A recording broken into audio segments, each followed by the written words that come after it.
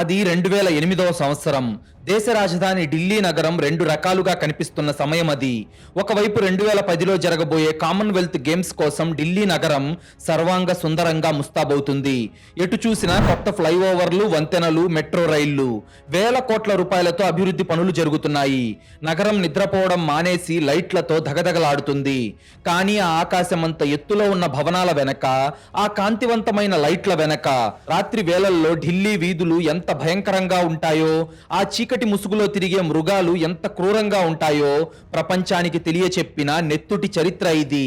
కేవలం ఇది ఒక హత్య కాదు, పక్కాగా ప్లాన్ చేసిన వరుస హత్యల కిరాతకం.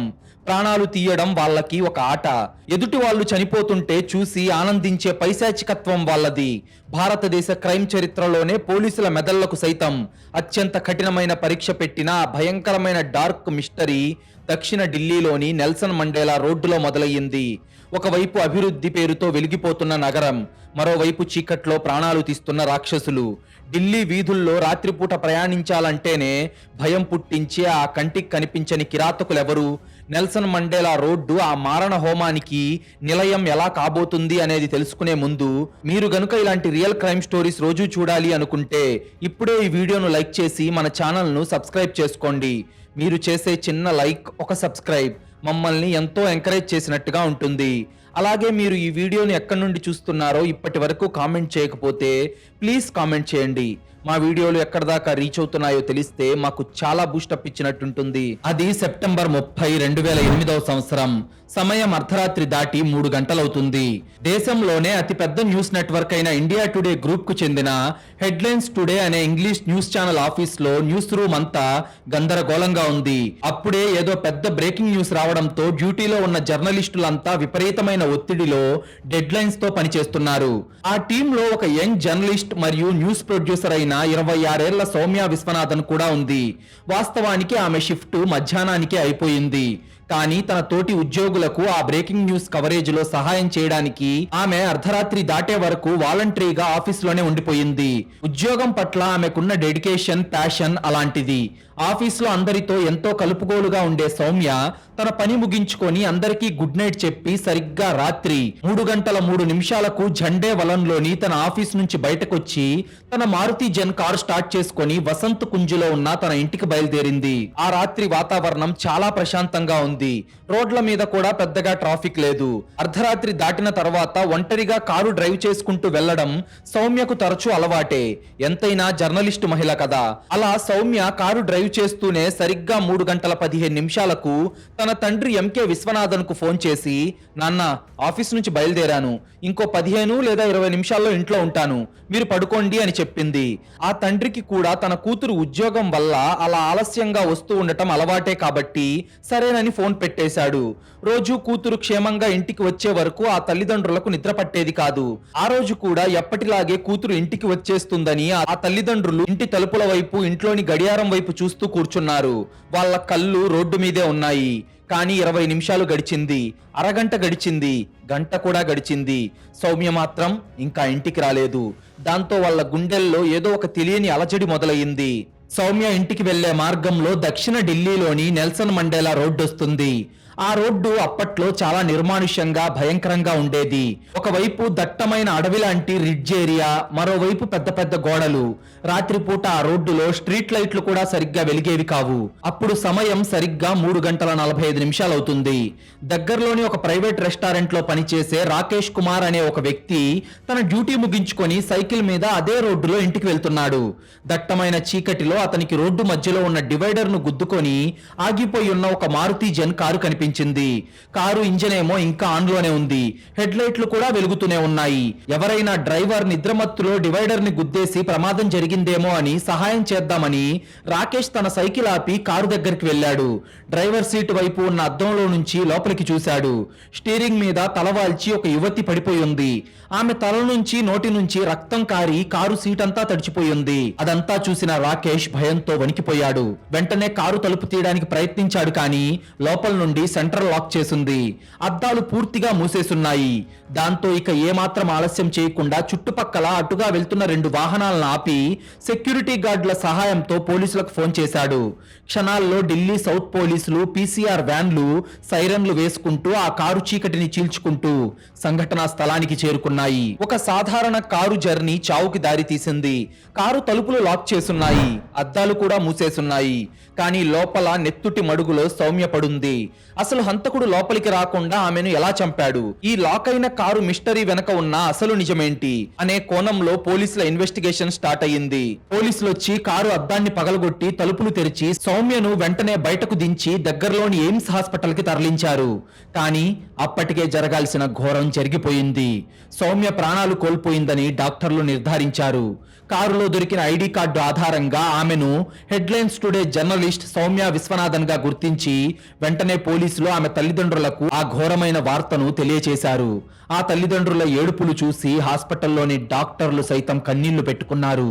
కూతురు ఇంటికి వస్తుందని ఆశగా ఎదురు చూసిన ఆ ముసలి వాళ్ళకి రక్తపు మడుగులో ఉన్న కన్న బిడ్డ శవాన్ని చూసేసరికి గుండె ముక్కలైపోయింది. ఎంతైనా చేతికి ఎదుగొచ్చిన కూతురు కదా. పోలీసుల దర్యాప్తు వేగంగా మొదలయ్యింది. క్రైమ్ సీన్ ని వాళ్ళు అణువణువు జల్లెడ పట్టడం మొదలుపెట్టారు.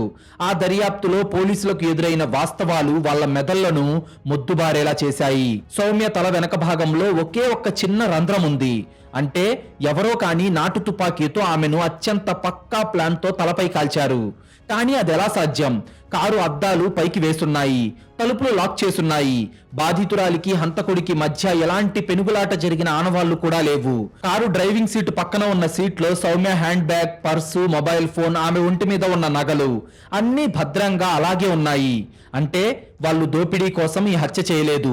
ఇక్కడ మరో ముఖ్యమైన విషయం ఏంటంటే సౌమ్య మీద ఎలాంటి లైంగిక దాడి జరగలేదు. ఆమెకు ఎలాంటి పాత శత్రువులు కూడా లేరు. అసలు ఒక జర్నలిస్టుని, అందులోనూ ఎవరికి ఎలాంటి హాని చేయని ఒక సాధారణమైన అమ్మాయిని అంత కిరాతకంగా కాల్చి చంపాల్సిన అవసరం ఎవరికుంటుంది? కదులుతున్న కారులో వ్యక్తి తలకు గురిపెట్టి సింగిల్ షాట్ లో చంపేశారంటే హంతకులు ఎంత ప్రొఫెషనల్ షూటర్లు అయి ఉండాలి? ఢిల్లీలో ఒక మహిళా జర్నలిస్టు హత్యకు గురి కావడంతో జాతీయ మీడియా ఒక్కసారిగా భగ్గుమంది. నేషనల్ న్యూస్ ఛానళ్లన్నీ ఢిల్లీ పోలీసుల వైఫల్యాన్ని ఎండగట్టాయి. అప్పటికే కామన్వెల్త్ గేమ్స్ పనులతో బిజీగా ఉన్న ప్రభుత్వానికి ఈ హత్య కేసు ఒక మాయని మచ్చలాగా మారింది. అప్పటి south Delhi police officer H G S Dhaliwal ఆధ్వర్యంలో స్పెషల్ టీములు రంగంలోకి దిగాయి. వందల మంది అనుమానితులను విచారించారు. వేలాది మంది కాల్ డేటా రికార్డులను జల్లెడ పట్టారు. ఆ చీకటిగా ఉండే నెల్సన్ మండేలా రోడ్డులో ఎలాంటి సీసీటీవీ కెమెరాలు ఉండేవి కాదు. పోలీసులకు దొరికిన ఒకే ఒక్క ఆధారం కారులో దొరికిన ఒకే ఒక్క బుల్లెట్ కవచం మాత్రమే. అలా నెలలు గడిచాయి.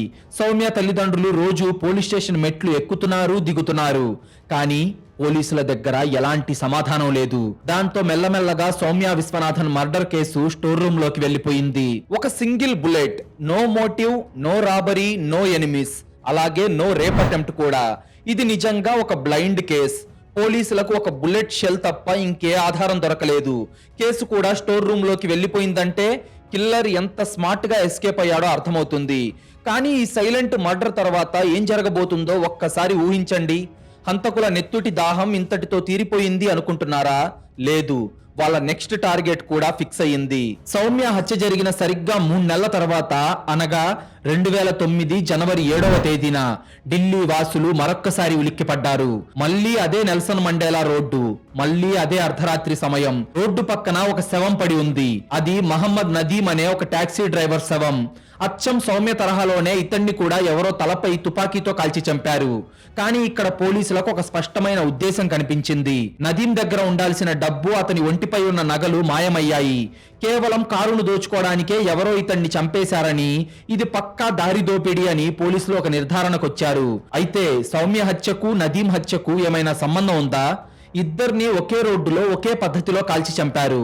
కానీ సౌమ్య దగ్గర ఏం దొంగలించలేదు. నదీం దగ్గర మాత్రం దోపిడీ జరిగింది.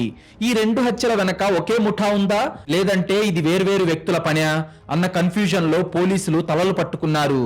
వరుస హత్యలతో ఆ ప్రాంతంలో రాత్రిపూట ప్రయాణించాలంటేనే ప్రజలు భయపడిపోయే పరిస్థితి వచ్చింది. ఆ కిరాతక హత్యలు జరుగుతున్న రోడ్డులో ఒంటరిగా వెళ్లాలంటే క్యాబ్ డ్రైవర్లు కూడా వణికిపోయేవాళ్లు. పోలీసులు పెట్రోలింగ్ పెంచారు. ప్రతి వాహనాన్ని చెక్ చేస్తున్నారు. కానీ ఆ అదృశ్య హంతకులు మాత్రం పోలీసుల కళ్ళు గప్పి ఆ రోడ్ల మీదే తిరుగుతూనే ఉన్నారు. వాళ్ళ రక్తదాహం ఇంకా తీరలేదు. నెల్సన్ మండేలా రోడ్డులో మొదలైన వాళ్ళ వేట ఇప్పుడు ఢిల్లీ శివార్లకు పాకింది. వాళ్ళ తర్వాత టార్గెట్ కూడా ఇప్పుడు ఫిక్స్ అయిపోయింది. ఆ మూడో ఘటనే ఈ మొత్తం మిస్టరీకి ఒక భయంకరమైన ముగింపు పలకబోతుందని పోలీసులకే కాదు, ఆ దొంగల ముఠాకి కూడా తెలియదు. అది మార్చి 18, 2009 సంవత్సరం. సౌమ్య హత్య జరిగిన సరిగ్గా 6 నెలల తర్వాత జిగీషా ఘోష్ 25 ఏళ్ల అత్యంత చురుకైన అమ్మాయి. నోయిడాలోని హెవిట్ అసోసియేట్స్ అనే ఐటీ కన్సల్టింగ్ కంపెనీలో ఆపరేషన్స్ మేనేజర్ గా పనిచేస్తుంది జిగీషా. వసంత్ విహార్ లో తన తల్లిదండ్రులతో ఆమె కలిసి నివసిస్తుంది. ఆ రోజు రాత్రి షిఫ్ట్ ముగించుకొని కంపెనీ క్యాబ్ లో ఉదయం 3:30 గంటలకు ఆ ప్రాంతంలో ఇంటికి బయలుదేరింది.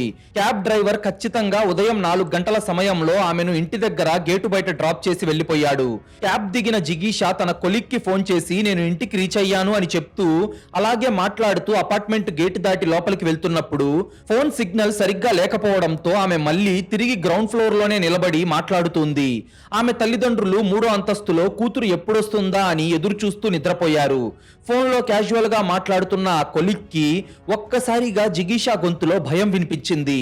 ఎవరో ఆమెను బలవంతంగా లాగుతున్నట్లు ఆమె గట్టిగా కేకలు వేస్తున్న శబ్దం ఫోన్ లో స్పష్టంగా వినిపించింది. సరిగ్గా మరుసటి సెకండ్ లో ఫోన్ కట్ అయిపోయింది. ఆ కొలీగ్ కంగారుగా మళ్ళీ ఫోన్ చేశాడు. కానీ జిగీషా ఫోన్ స్విచ్ ఆఫ్ అని వచ్చింది. కూతురు కోసం ఎదురు చూస్తున్న తల్లిదండ్రులు ఉదయం 6 గంటలైనా జిగీషా రాకపోవడంతో ఆందోళనగా కిందకొచ్చి చూశారు. గేటు బయట క్యాబ్ దిగిన ఆనవాళ్లున్నాయి, కానీ జిగీషా లేదు. దాంతో వెంటనే పోలీసులకు కంప్లైంట్ చేయడంతో ఢిల్లీ పోలీసులు రంగంలోకి దిగారు.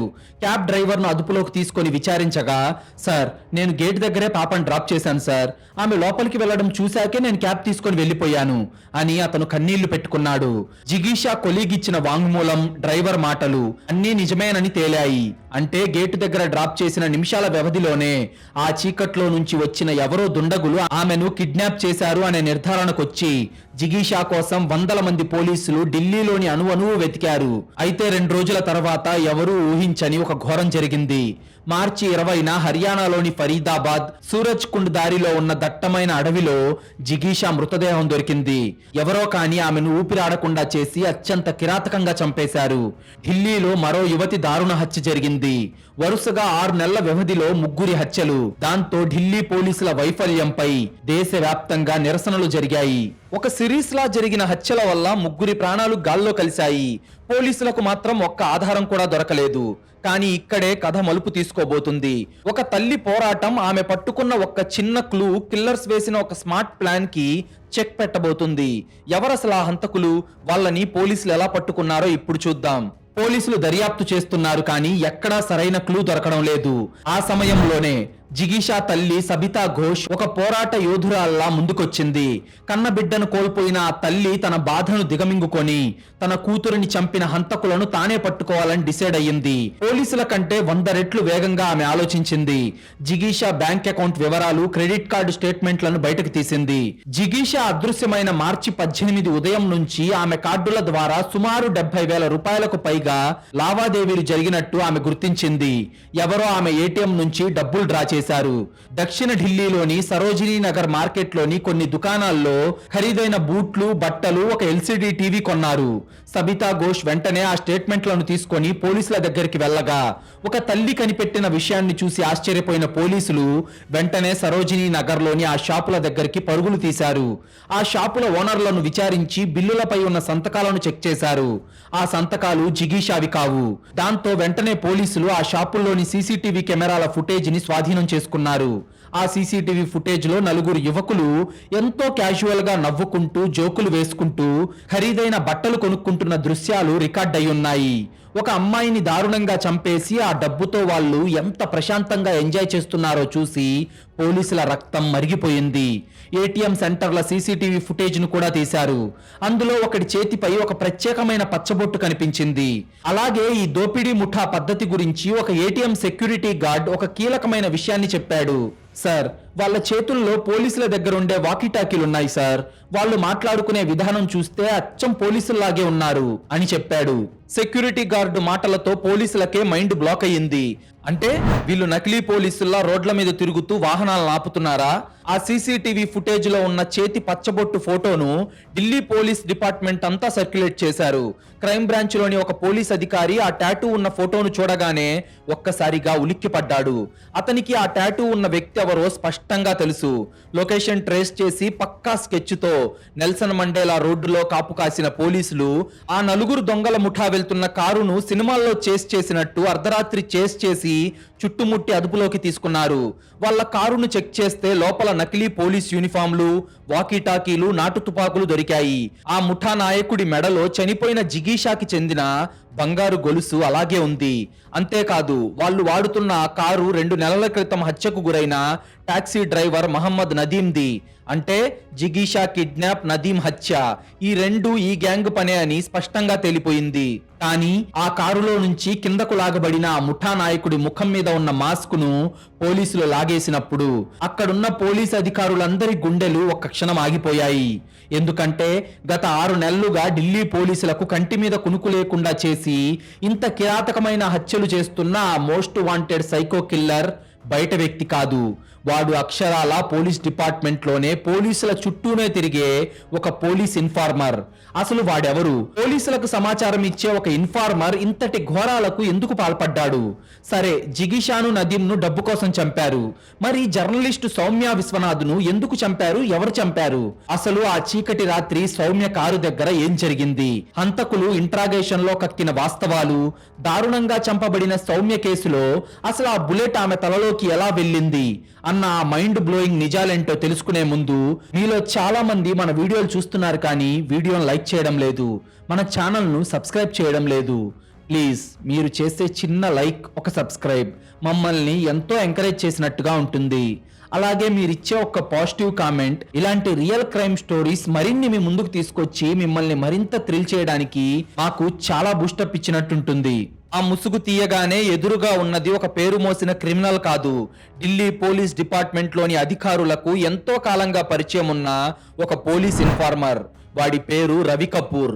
స్థానికంగా జరిగే చిన్న చిన్న దొంగతనాలు, రౌడీ షీటర్ల కదలికల గురించి పోలీసులకు రహస్యంగా సమాచారం ఇస్తూ వాళ్ళ దగ్గర వాడు మంచి పేరు సంపాదించాడు. వాడికి పోలీసుల కదలికలు బాగా తెలుసు. పోలీసులకే ఇన్ఫార్మర్ గా పనిచేయడం వల్ల పోలీసుల విచారణ పద్ధతులు, వాళ్ళ investigation techniques, night patrolling timings వాడికి బాగా కొట్టిన పిండి. ఆ ధైర్యంతోనే వాడు తన స్నేహితులైన అమిత్ శుక్లా, బల్జిత్ మాలిక్, అజయ్ కుమార్లతో కలిసి ఒక భయంకరమైన దోపిడీ ముఠాను తయారు చేశాడు. పోలీసుల కదలికలు ఎలాగూ ముందే తెలుస్తాయి కాబట్టి వాళ్ళు ఎక్కడ పెట్రోలింగ్ చేయట్లేదో చూసుకొని నెల్సన్ మండేలా రోడ్డు లాంటి చీకటి రోడ్లలో నకిలీ పోలీసుల అవతారంలో దోపిడీలకు పాల్పడడం మొదలుపెట్టాడు. రవి కపూర్ అసలు రూపం చూసి ఢిల్లీ పోలీసులకే మైండ్ బ్లాక్ అయిపోయింది. తమ చుట్టూ తిరిగేవాడే తమకు నిద్ర లేకుండా చేశాడని వాళ్ళ రక్తం మరిగిపోయింది. ఆ రాత్రి Delhi crime branch interrogation room లో 3rd డిగ్రీ మొదలయ్యింది. లాఠీలు విరిగాయి. పోలీసుల దెబ్బలకి తాళలేక ఆ నలుగురు రాక్షసులు తాము చేసిన నెత్తుటి ఘోరాలను ఒక్కొక్కటిగా కక్కడం మొదలు పెట్టారు. మొదట జిగీషా ఘోష్ కిడ్నాప్, హత్య గురించి నోరు తెరిచారు. మార్చి 18 తెల్లవారుజామున జిగీషా క్యాబ్ దిగి తన అపార్ట్మెంట్ లోకి వెళ్తుండగా పోలీస్ యూనిఫామ్ లో ఉన్న రవి కపూర్ గ్యాంగ్ ఆమెను అడ్డుకున్నారు. వాళ్ళ దగ్గర ఉన్న నకిలీ పోలీస్ ఐడి కార్డులు చూపించి ఎంక్వైరీ పేరుతో బలవంతంగా కారులోకి ఎక్కించుకున్నారు. కారు స్టార్ట్ అవ్వగానే ఆమె ఫోన్ లాక్కొని మెడపై కత్తి పెట్టి బెదిరించారు. ఆమె ఏటీఎం కార్డులు లాక్కొని పిన్ నెంబర్ చెప్పమని చిత్రహింసలు పెట్టారు. ప్రాణభయంతో ఆ అమ్మాయి పిన్ నెంబర్ చెప్పగానే ఆమెను ఊపిరాడకుండా చేసి కారులోనే అత్యంత దారుణంగా చంపేశారు.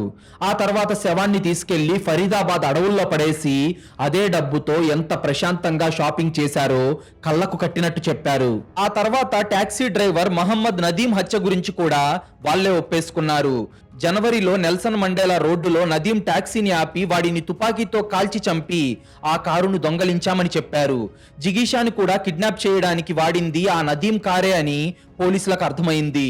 వరుసగా 2 మర్డర్ మిస్టరీలు సాల్వ్ అయ్యాయి. పోలీసులు వాళ్ళ కన్ఫెషన్ స్టేట్మెంట్లను రికార్డ్ చేస్తున్నారు. ఈ గ్యాంగ్ కి తగిన శిక్ష పడేలా ఆధారాలు సేకరించాలి అని పోలీసులు సరిగ్గా ఫైల్స్ క్లోజ్ చేస్తున్న సమయంలో హఠాత్తుగా ఆ గ్యాంగులోని బల్జిత్ మాలిక్ పోలీసుల వైపు చూసి ఒక నవ్వు నవ్వి అత్యంత క్యాజువల్ గా ఒక మాట అన్నాడు. సార్, మీరు మా మీద ఈ 2 మర్డర్ కేసులే రాస్తున్నారేంటి? ఆ నెల్సన్ మండేలా రోడ్డులో చనిపోయిన ఆ న్యూస్ ఛానల్ యాంకర్ అదే ఆ సౌమ్య విశ్వనాథన్, దాన్ని చంపింది కూడా మేమే అని ఒక కిరాతకమైన నవ్వుతో చెప్పాడు. అసలు ఇదేం ట్విస్ట్ రా అనిపిస్తుంది కదా. రవి పోలీసులకే ఇన్ఫార్మర్ గా ఉంటూ మర్డర్స్ చేస్తున్నాడా? అసలు బల్జిత్ ఆ మాట అంత క్యాజువల్ గా ఎలా చెప్పగలిగాడు? సౌమ్యకి వీళ్ళకి ఉన్న లింక్ ఏంటి? అసలు వీళ్ళు ఆమెను చంపాల్సిన అవసరం ఎందుకు వచ్చింది? ఆ ఒక్క రాత్రి ఆ చీకటి రోడ్లో సౌమ్య ప్రాణాలు ఎలా పోయాయో తెలిస్తే మనిషిలోని ఈగో ఎంత కిరాతకంగా మారుతుందో మీకే అర్థమవుతుంది. ఆ మాట వినగానే ఇంట్రాగేషన్ రూమ్ లో ఉన్న పోలీస్ అధికారులందరి గుండెలు ఒక్క క్షణం ఆగిపోయి చేతిలో ఉన్న పెన్నులు కింద పడిపోయాయి. పోలీసులు అసలు అంతలా షాక్ అవ్వడానికి కారణం ఏంటంటే వాళ్ళు జిగీషా మరియు నదీం కేసులను మాత్రమే ఒక కోణంలో ఎంక్వైరీ చేస్తున్నారు. వీళ్ళిద్దరినీ చంపిన హంతకులకి సౌమ్య విశ్వనాథన్ మర్డర్ కేసుతో సంబంధం లేదు అని చెప్పి పోలీసులు నమ్మారు. ఎందుకంటే సౌమ్య విశ్వనాథన్ హత్య జరిగాక ఆమె ఒంటి మీద ఉన్న నగలు కానీ డబ్బులు కానీ ఏవీ దొంగతనం చేయబడలేదు.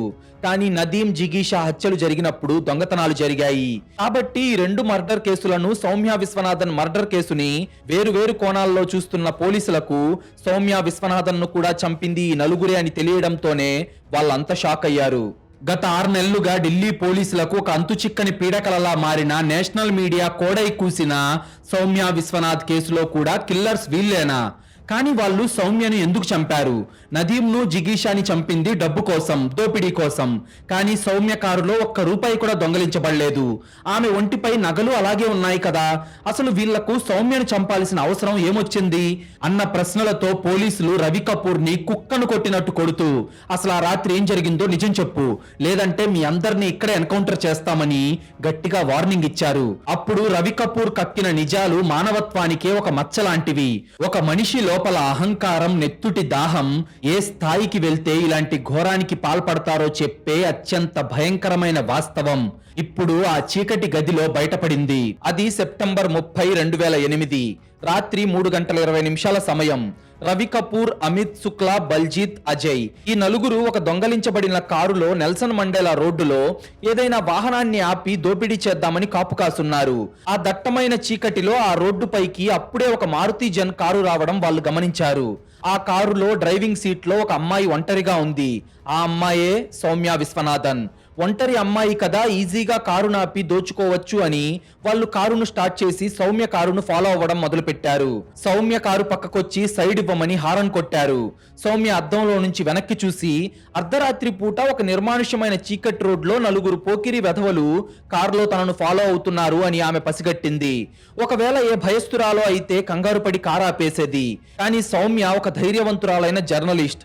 ఆ చీకట్లో కారు ఆపితే తన ప్రాణాలకే ప్రమాదమని ఆమె గ్రహించి యాక్సిలరేటర్ గట్టిగా తొక్కి తన కారు వేగాన్ని అమాంతం పెంచేసింది.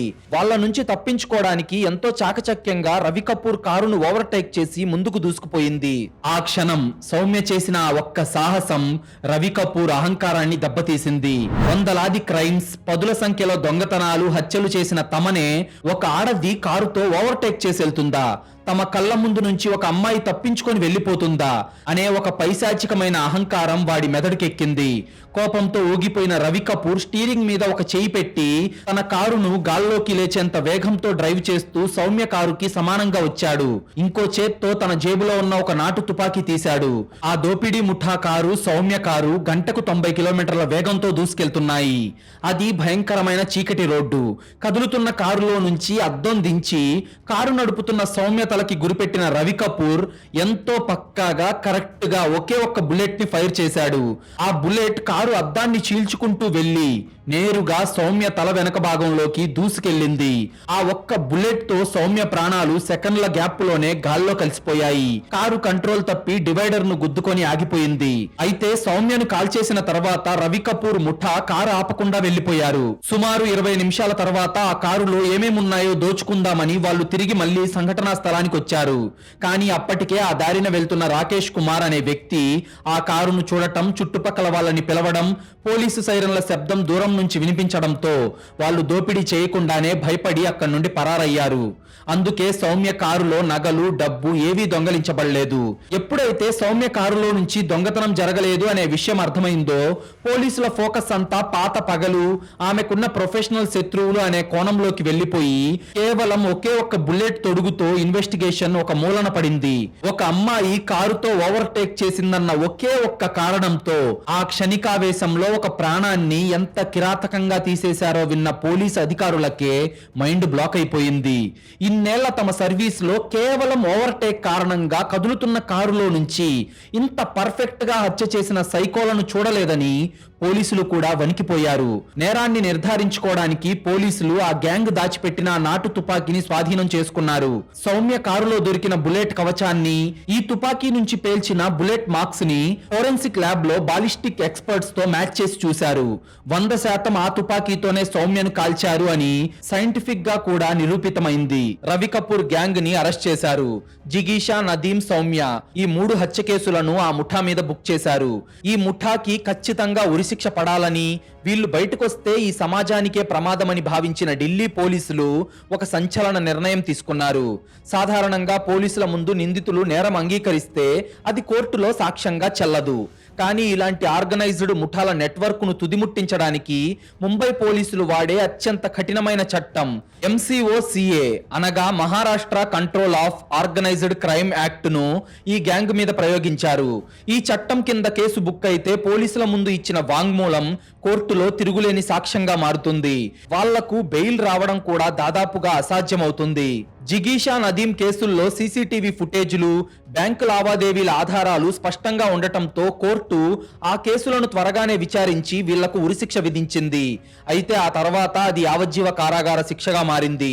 కానీ సౌమ్య విశ్వనాథన్ కేసులో ప్రత్యక్ష సాక్షులు ఎవరూ లేరు. కేవలం బాలిస్టిక్ రిపోర్ట్, వాళ్ళ కన్ఫెషన్ మాత్రమే ఆధారాలుగా ఉన్నాయి. దీన్ని ఆసరాగా చేసుకొని నిందితుల తరపు లాయర్లు కేసును వాయిదాల మీద వాయిదాలు వేస్తూ కోర్టును తప్పుదోవ పట్టించడానికి శతవిధాలా ప్రయత్నించారు. సంవత్సరాలు గడిచిపోతున్నాయి. 2008లో జరిగిన హత్య, 2010, 2015, 2020 సంవత్సరాలు గడుస్తున్నాయి కానీ ఇంకా తీర్పు రాలేదు. కానీ సౌమ్య తల్లిదండ్రులు మాధవి విశ్వనాథన్, MK విశ్వనాథన్ మరింత ముసలి వాళ్ళు అయినప్పటికీ ఏ మాత్రం వెనక్కి తగ్గలేదు. తమ బిడ్డ రక్తం చిందిన ఆ నెల్సన్ మండేలా రోడ్డును చూసినప్పుడల్లా వాళ్ళ గుండెలు రగిలిపోయేవి. ప్రతి కోర్టు వాయిదాకు ఆ వయసులో కూడా చేతి కర్ర పట్టుకొని కోర్టు మెట్లెక్కేవారు. బోన్లో నిలబడి నవ్వుతున్న ఆ నలుగురు రాక్షసులను చూసి కన్నీళ్లు పెట్టుకుంటూనే చట్టం మీద నమ్మకంతో 15 ఏళ్ల పాటు సుదీర్ఘ న్యాయ పోరాటం చేశారు. మా కూతురు ఎలాగూ తిరిగి రాదు, కానీ మా కూతుర్ని చంపిన వాళ్ళు బయట తిరిగితే మరో కూతురు ప్రాణం పోతుంది. వాళ్లకు శిక్ష పడేదాకా నా ఊపిరి ఆగనివ్వను అని ఆ తండ్రి విశ్వనాథన్ పట్టుబట్టాడు. జస్ట్ ఒకే ఒక్క ఓవర్టేక్ చేసినందుకు హత్య చేశారా? ఆ రాక్షసుల సైకో మెంటాలిటీ చూస్తేనే వణుకు పుడుతుంది కదా. ఒక చిన్న ఈగో ప్రాణాలు తీసేసింది. అయితే చట్టం మాత్రం శిక్ష వేయడానికి ఎన్నేళ్లు పట్టిందో చూసారా? 15 ఏళ్ల పాటు కోర్టుల చుట్టూ తిరుగుతూ ఆ తల్లిదండ్రులు చేసిన పోరాటం, చివరికి ఆ తండ్రి తీసుకున్న ఆఖరి శ్వాస, ఇది వింటే ఎవరికైనా కన్నీళ్లు తెప్పిస్తుంది. ఎట్టకేలకు 15 ఏళ్ల నిరీక్షణకు తెరపడింది. అక్టోబర్ 18, 2023న Delhi Saket additional sessions court judge Ravindra Kumar Pandey ఒక చారిత్రాత్మక తీర్పునిచ్చారు. సౌమ్య విశ్వనాథన్ హత్య కేసులో రవి కపూర్, అమిత్ శుక్లా, బల్జిత్ మాలిక్, అజయ్ కుమార్లను దోషులుగా నిర్ధారిస్తూ వాళ్లకు యావజ్జీవ కారాగార శిక్షను విధించారు. అలాగే వీళ్లకు సహకరించి దొంగ సొత్తు కొన్న 5వ వ్యక్తికి 3 ఏళ్ల జైలు శిక్ష వేశారు. ఈ తీర్పు విన్న సౌమ్య తల్లిదండ్రుల కళ్ళల్లో ఒకటే కన్నీళ్లు. 15 ఏళ్లుగా తమ గుండెల్లో పేరుకుపోయిన ఆవేదన, తమ బిడ్డ కోసం పడ్డ తపన అంతా ఆ ఒక్క తీర్పుతో కొంతమేర శాంతించింది.